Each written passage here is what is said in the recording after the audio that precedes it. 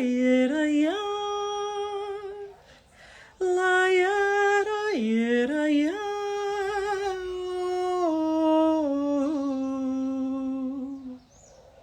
Silêncio, por favor, enquanto esqueço um pouco a dor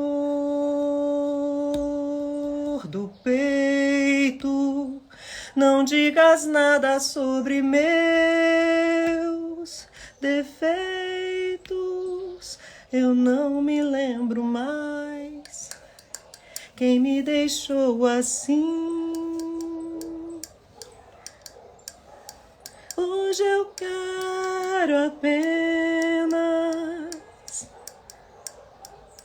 uma pausa de 1000 compassos para ver as meninas e nada mais nos braços. Só esse amor assim descontraído. Quem sabe tudo não fale, quem não sabe nada se cale. Se for preciso eu repito, porque hoje eu vou fazer, ao meu jeito eu vou fazer um samba sobre o infinito. Porque hoje eu vou fazer, ao meu jeito eu vou fazer um samba sobre o infinito. Bom dia, gente querida, boas-vindas ao Café com Voz e Voz. Abrimos hoje com esse samba maravilhoso do mestre Paulinho da Viola, chamado Para Ver as Meninas. E essa música tá tocando aqui no meu coração já tem alguns dias. E acho que não é por coincidência, porque... Ai, que delícia, gente, eu adoro fazer isso. Ei, lindeza, Maria, bom dia, Amba. Pois é, querida, esse samba me salvou na pandemia, gente. Foi bem na pandemia que eu comecei a perceber o poder da música, o poder de soltar a nossa voz para além dessa voz falada, para além da comunicação verbal. Foi na pandemia que eu percebi que pelo fato de eu, cantora, ter parado de cantar, eu estava me adoecendo. E ao mesmo tempo eu via os meus filhos cantarolando o dia inteiro pela casa e eu fui observando como que cantar autorregulava eles. Então, eu já contei essa história várias vezes, mas vou contar aqui mais uma vez, acho importante. Eu tenho praticamente uma creche aqui em casa, gente. É um monte de crianças, né?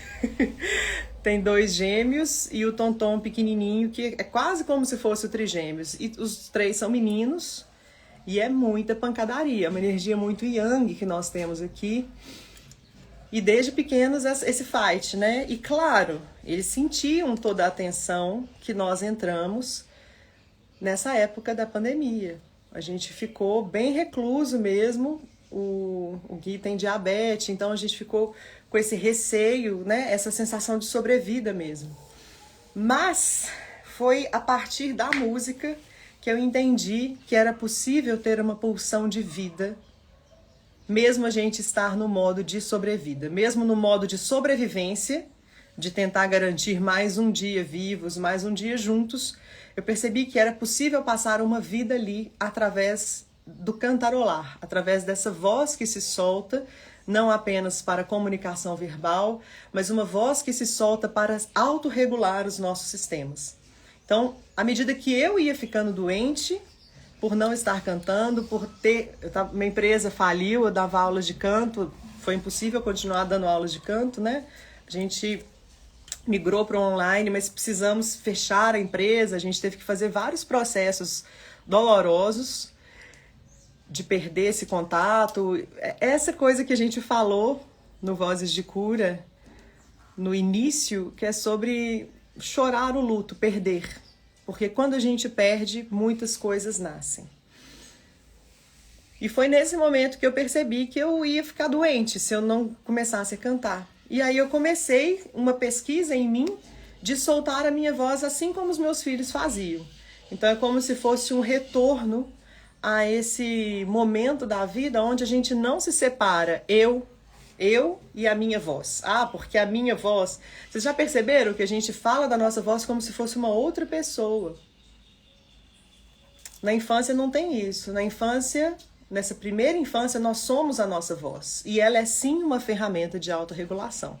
Então, uma criança brigava com a outra, um irmãozinho lá batia no outro, aí alguém durante a live, gente, como é que faz quando alguém liga durante a live? Meu Deus. Aí eles iam, brigavam, então tinha gritos e tal, eu separava, porque eu percebo que sempre que o cirandeiro tá aqui, eu chamo de cirandeiro, essa energia magnética e destrutiva e muitas vezes criativa entre eles também, né? Depende de como que estão as linhas de intensidade entre os três. Mas aí eu separava os três, de repente um começava a cantar uma cançãozinha ali no cantinho. Não era uma canção conhecida, uma canção que ele estava inventando na hora. Às vezes ele colocava elementos do Bita, né, de musiquinhas que ele escutava, mas era uma coisa do coraçãozinho dele acontecendo. Aí de repente o outro também, lá no cantinho, o outro também. Eu fui percebendo, falei, gente, que interessante, olha como é que parece que esse cantarolar, sem medo se eu tô certa, se eu tô errada, se a minha voz, como uma outra pessoa é bonita ou feia, certa ou errada. Não, eu simplesmente solto porque eu sou a minha voz. Eu sou agora, nesse momento, essa canção que eu canto. De repente eles estavam ótimos de novo, e se soltando, e amigos, e se amando. Eu falei, gente, é isso que eu preciso. Eu lá no meio de papelada, fechando empresa, cheio de questões para poder resolver, que eu não gosto, né? Que a minha criança interior detesta fazer. Eu falei, eu vou cantar. E aí eu comecei a cantar a dor do luto que a pandemia trouxe pra gente. Eu comecei a cantar a dificuldade de mexer com aqueles papéis. Eu comecei a cantar a dificuldade de fechar uma empresa. E eu fui vendo que aquilo ali me dava força. Então, como se eu permitisse que essa voz, que vai direto no inconsciente, ela não passa pelas palavras do consciente. Ela formulava uma nova realidade para mim. É isso, era como se eu permitisse o luto do que estava indo embora através da voz, sem me preocupar se estava certo ou não, simplesmente deixar aquilo vazar, para depois permitir que novas sementes germinassem no meu terreno fértil de vida. E foi a partir disso que começou a nascer o Vozes de Cura, foi a partir desse movimento. Depois que o Vozes de Cura foi nascendo, depois que ele se estruturou, olha que interessante, eu fui para um congresso em Belém de pesquisadores de voz e cena, e eu fiz uma comunicação dessa pesquisa, assim como trouxe para as pessoas também alguns exercícios, e vários professores ficaram chocados com o tanto que esse meu jeito de olhar para a voz tinha a ver com um pesquisador chamado Wolfson, que viveu na Segunda Guerra Mundial. E ele ficou completamente traumatizado com os cenários da guerra e com as vozes dos companheiros morrendo no fronte. Tanto da pessoa que fazia parte, né, do mesmo grupo, quanto os oponentes. Aquelas vozes começaram a deixar ele completamente maluco. E ele tentou fazer vários tipos de terapia, psicanálise, ele foi atrás de várias possibilidades e não conseguia. Ele percebia que isso estava cravado no corpo dele, numa instância mais profunda do que as palavras conseguiam chegar. As palavras não eram capazes de chegar naquele trauma. Aí ele falou, já sei, vou fazer aula de canto. E aí ele começou a fazer aula de canto e ele se deparou com a mesma questão que eu sempre me deparei, que a aula de canto ela está estruturada numa plataforma já bem engessada, pelo que a cultura preconiza como lugar certo do cantar.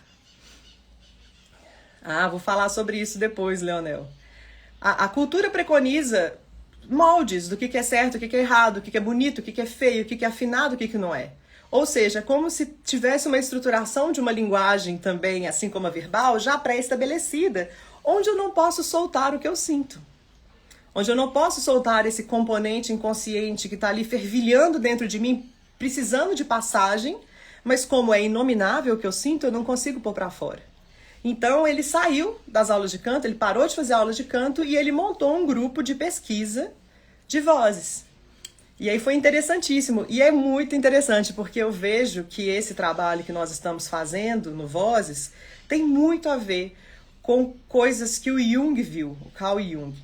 Sobretudo nessa questão das imagens, do mundo imaginal, esse contato com uma produção oracular que o nosso corpo é capaz de produzir quando a gente se permite entrar dentro dele. Quando a gente permite escutar esse corpo, muitas imagens começam a surgir, e essas imagens são imagens que elas já têm um início, meio e um fechamento de Gestalt, assim, como se fosse uma carta de um tarô mesmo, só que é um tarô que o seu corpo promove, não é tarô de outra pessoa. Então, muitas vezes, no Vozes de Cura, a pessoa já descreve algo que está bloqueando a voz,